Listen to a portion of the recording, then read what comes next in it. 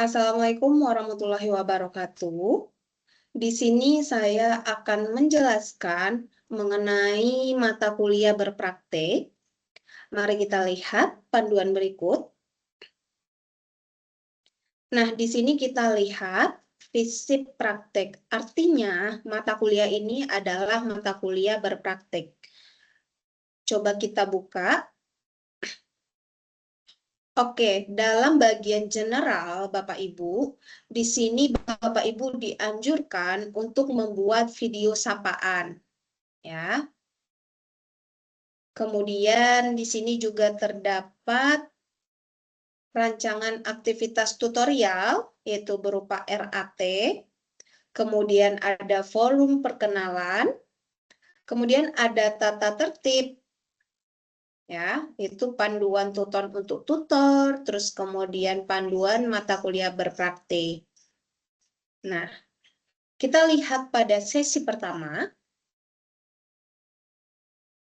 Nah, di sini terdapat materi yang akan kita bahas pada sesi pertama.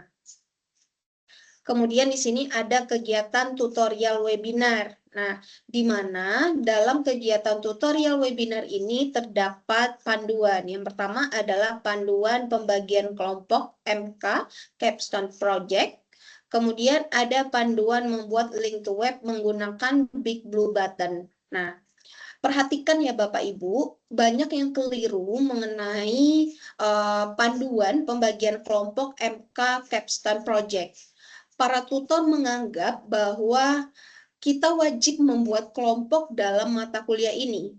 Padahal sebagai tutor kita pertama harus melihat terlebih dahulu apakah di tugas 1 atau tugas 2 atau tugas 3 memerlukan pembentukan kelompok atau tidak. Nah, ketika kita sudah membaca soal dan ternyata tugasnya tidak ada pembentukan kelompok, berarti panduan pembagian kelompok MK Capstone Project ini diabaikan saja, ya. Jadi tidak perlu membuat kelompok dalam e-learning ini. Nah, tapi ketika tugasnya ada yang berkelompok, maka kita perlu memperhatikan panduan pembagian kelompok ini. Nah, di sini saya sampaikan Bapak Ibu, untuk program studi D4 Kearsipan pada tahun ajaran saat ini 2025.2 tidak ada satu mata kuliah pun yang bertugas atau memiliki tugas berkelompok. Artinya di sini setiap tugas yang diberikan dalam setiap MK di mata kuliah program studi D4 Kearsipan itu tugasnya individu, tidak ada yang berkelompok. Nah, jadi panduan ini dapat diabaikan saja, ya. Nah, kemudian untuk panduan membuat link to web menggunakan Big Blue Button. Karena pada mata kuliah berpraktik ini terdapat 3 kali to web, ya Bapak Ibu, yang ada pada sesi 4, sesi 6, dan juga sesi 8, maka perlu dilakukan pembuatan link to webnya, yaitu menggunakan Big Blue Button. Nanti untuk bagaimana cara membuatnya akan ada di video berikutnya, ya. Nah, kemudian di sini juga terdapat materi inisiasi, kemudian ada materi pengayaan. Nah, bagi materi pengayaan ini, Bapak Ibu tutor diperbolehkan untuk menambahkan materi pengayaan pada bagian ini. Nah, kalau misalkan Bapak Ibu tutor menganggap ada suatu materi yang mungkin bisa digunakan sebagai referensi terhadap topik pembahasan pada sesi pertama ini, jadi Bapak Ibu boleh menambahkan materi pengayaan di bagian sebelah sini, baik dalam bentuk video ataupun dalam bentuk paper atau tulisan. Kemudian di sini ada diskusi. Nah, ini perlu diperhatikan ya Bapak Ibu ya. Pada mata kuliah berpraktik, diskusinya ini digunakan untuk yang pertama berdiskusi terhadap materi atau pembahasan yang ada di sesi tersebut. Yang kedua, forum diskusi ini digunakan untuk berdiskusi tugas praktik yang diberikan. Nah, kalau kita lihat di dalamnya ya Bapak Ibu, jika sudah terdapat materi di dalam diskusinya ini, Bapak Ibu tidak apa-apa melakukan replay. Jadi mahasiswa tinggal mereplay topik ini. Tapi ada juga beberapa masterclass yang diskusi pertamanya ini kosong. Nah, itu tidak masalah sebenarnya. Jadi Bapak Ibu boleh menuliskan suatu topik diskusi ataupun memberikan umpan balik atau semacam pancingan kepada mahasiswa agar bisa berdiskusi pada forum diskusi ini. Jadi ini tidak perlu dipertanyakan ya. Jadi di sini boleh Bapak Ibu menambahkan topiknya untuk sebagai pemantik untuk mahasiswa ataupun mereplay diskusi yang sudah ada di dalam diskusi satu ini ya. Nah, jadi nanti caranya adalah tinggal klik replay ya bagi mahasiswa. Nah, akan terbentuk seperti ini Bapak Ibu.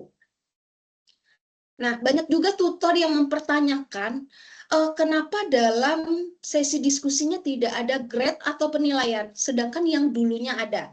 Nah, itulah yang membedakan antara mata kuliah berpraktik dengan mata kuliah yang teori, ya. Jadi, kalau mata kuliah berpraktik tersebut, diskusinya tidak ada grade. Tutor hanya berkewajiban untuk memberikan feedback terhadap tanggapan mahasiswa atau terhadap pertanyaan mahasiswa. Sedangkan dalam mata kuliah yang teori, nah diskusinya itu terdapat grade, di mana tutor memiliki dua kewajiban. Yang pertama memberikan feedback, yang kedua adalah memberikan nilai. Sedangkan di mata kuliah berpraktik, tutor hanya mereplay atau memberikan feedback tanpa memberikan grade atau penilaian. Seperti itu ya Bapak Ibu.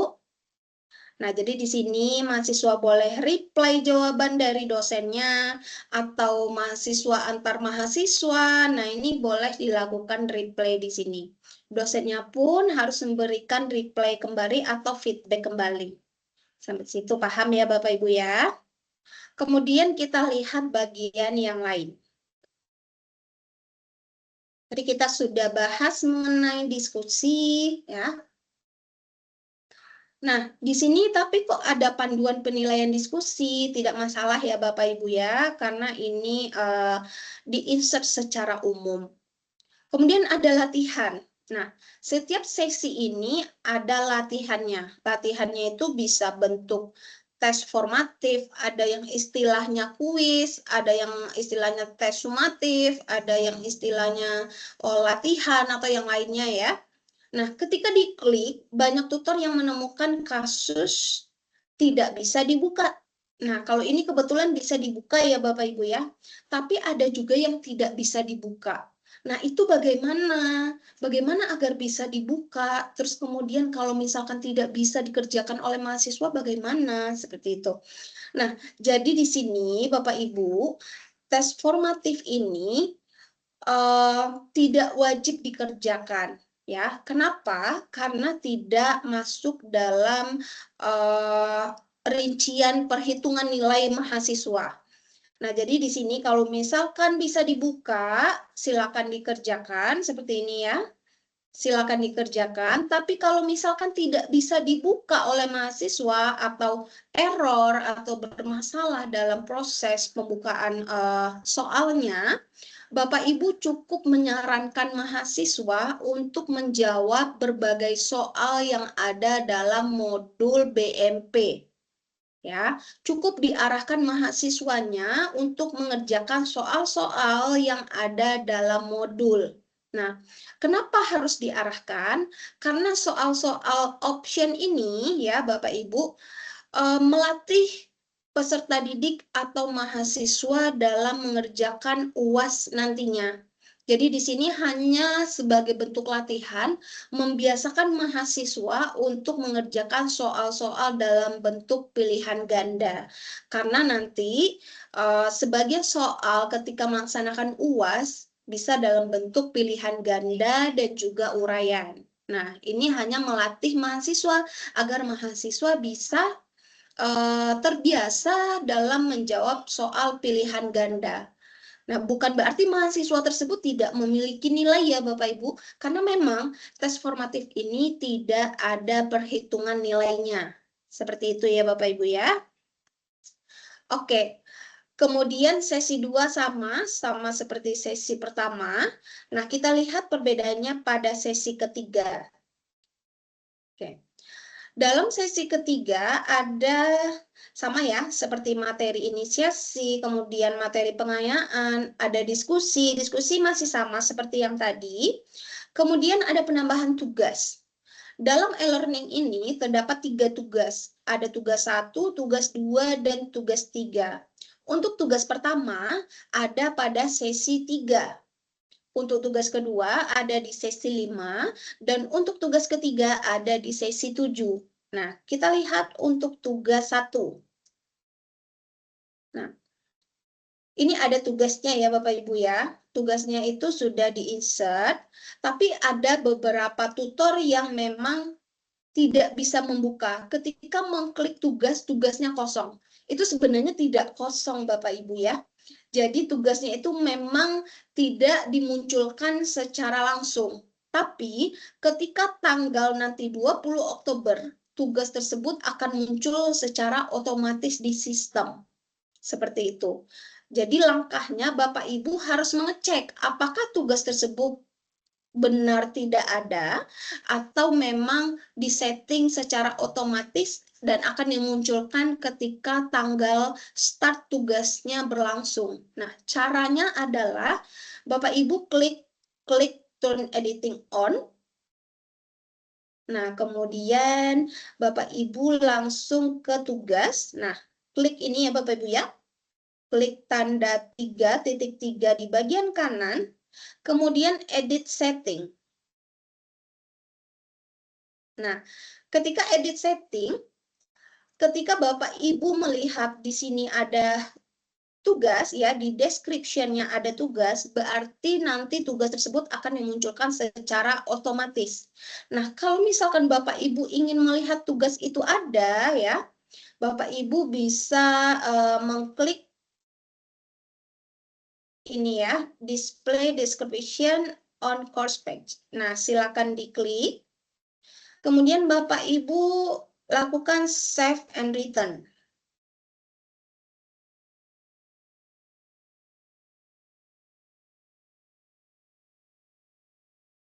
Oke.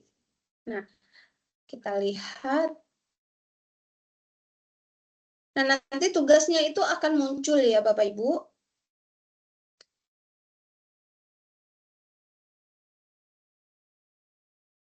Oke, sebentar ini kita masuk di sesi 1. Tadi sesi 3.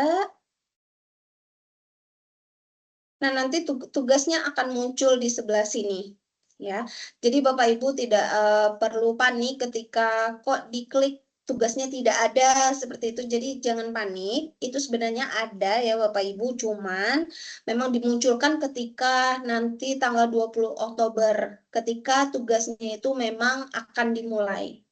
Nah, ini tambahan pada sesi 3. Nah, terus kemudian dalam mata kuliah berpraktik ini, Bapak Ibu, terdapat 3 kali tutorial webinar yang akan dilaksanakan pada sesi keempat, sesi ke-6, dan juga sesi ke-8.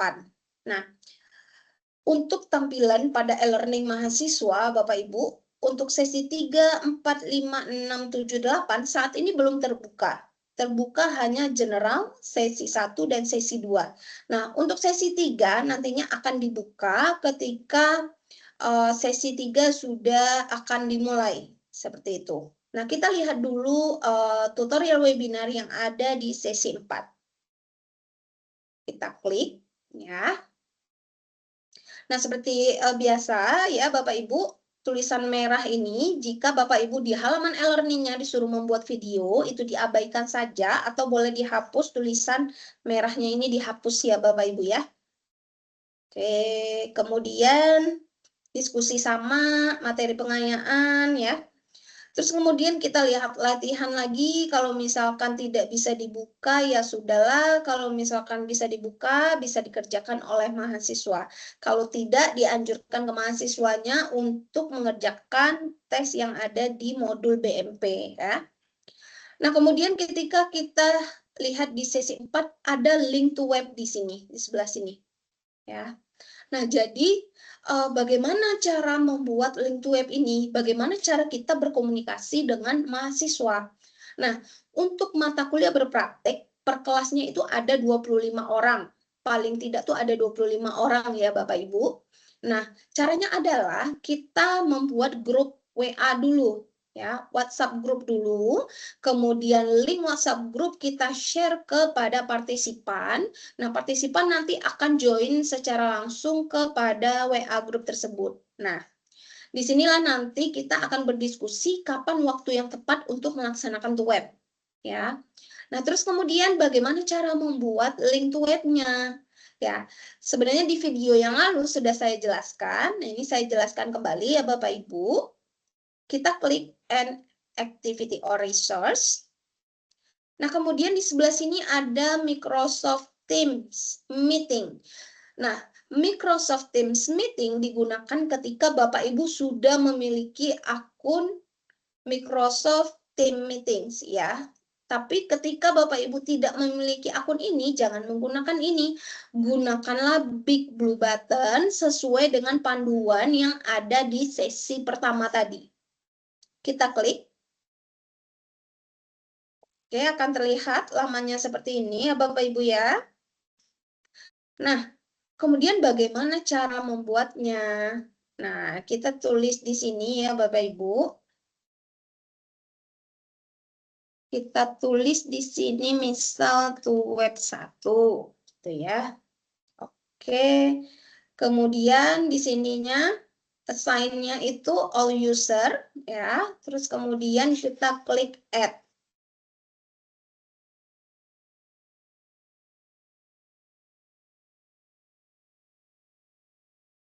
Kita klik add.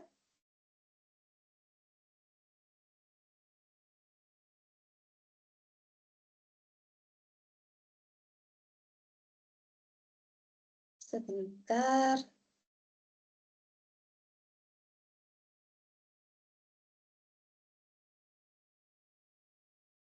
Oke, ini tidak bisa diklik add, tinggal dimasukkan saja ya to web 1. Kemudian save and return. Kita lihat di sini.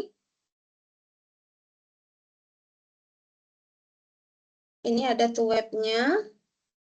Nah, di sini ada langsung ya Bapak Ibu ya. Langsung di sini untuk join section-nya. Mahasiswa tinggal klik ini saja.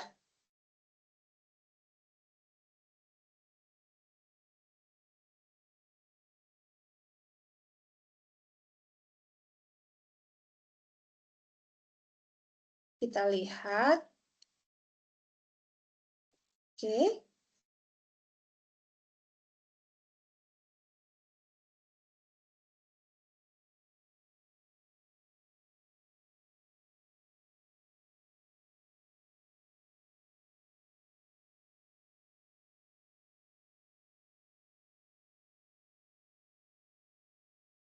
Nah, jadi akan terlihat seperti ini ya Bapak Ibu ya. Ini sharing. Nah, terus kemudian kita sudah langsung record di sini Bapak Ibu ya. Nah, jadi di sini sudah langsung dapat untuk melakukan webinar. Nah, seperti itu ya Bapak Ibu. Oke. Kita balik lagi. Jadi setelah to web selesai, ya kita bisa menggunakan Big Blue Button sampai akhir untuk melaksanakan to web. Tapi jika memang dirasa Bapak Ibu sudah memiliki akun Microsoft Teams, tidak masalah untuk melakukan tutorial webinar melalui akun Microsoft Teams. Terus kemudian saya terbiasa dengan menggunakan Zoom. Nah, itu juga tidak masalah ya Bapak Ibu ya. Silakan gunakan Zoom atau silakan gunakan Google Meet. Itu sama saja.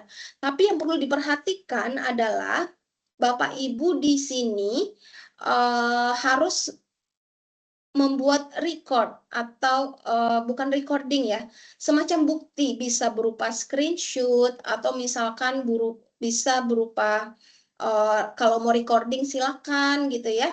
Tapi kita biasanya di program studi itu meminta bukti screenshot. Nah, itulah nanti yang akan dilaporkan ke dalam e-learning. Nah, seperti itu ya Bapak Ibu. yang dilaporkan ke e-learning nantinya ketika kita sudah berada di akhir sesi dalam pembuatan laporan. Nah, itu untuk TUEP. TUEP ini dilaksanakan pada sesi 4, sesi 6, dan sesi 8. Nah, apa yang dibahas? Yang dibahas adalah yang pertama tugas.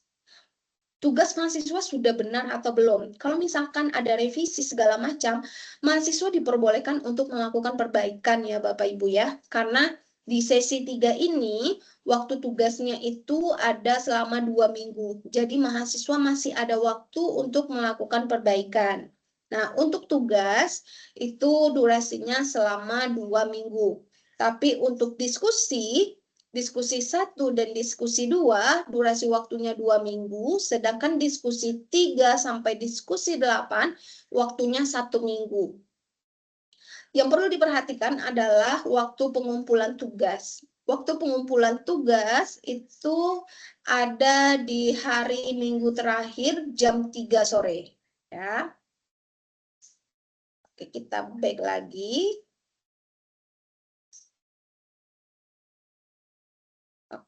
Oke. Nah, mungkin itu ya Bapak Ibu ya, sedikit penjelasan mengenai mata kuliah berpraktik yang nantinya akan Bapak Ibu ampu pada kelas yang sudah kita tetapkan di program studi. Jadi saya harap dengan adanya penjelasan ini Bapak Ibu sudah tidak bimbang lagi dan bisa melaksanakan atau mengerjakan pekerjaan yang ada di e-learning dengan baik dan juga menjawab berbagai macam pertanyaan mahasiswa yang ada di e-learning.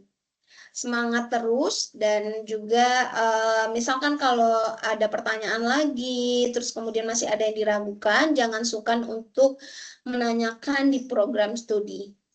Akhir kata saya ucapkan Assalamualaikum warahmatullahi wabarakatuh dan selamat menjalankan aktivitas di e-learning.